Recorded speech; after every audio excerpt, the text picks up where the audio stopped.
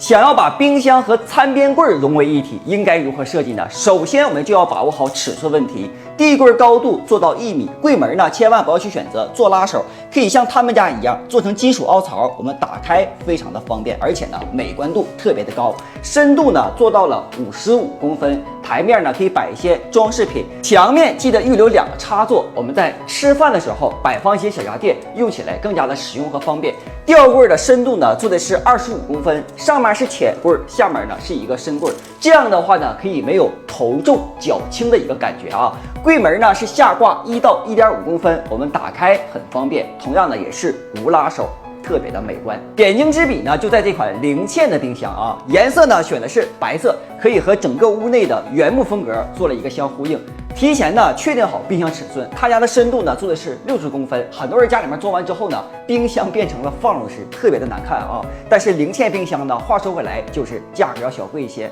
两侧呢只需要预留0.5毫米即可。打开柜门呢可以成一个90度角。十字4门冰箱的好处呢就是上面呢是冷藏，下面是冷冻，可以做到分类储放。往上面呢棚面没有做任何复杂的造型啊，用了双层的石膏板线做了一个跌机，错层呢是3公分，上面这一层呢是15公分，下面这层是18公分，颜值也很不错啊，关键是比较省钱。往这边来就是餐厅空间，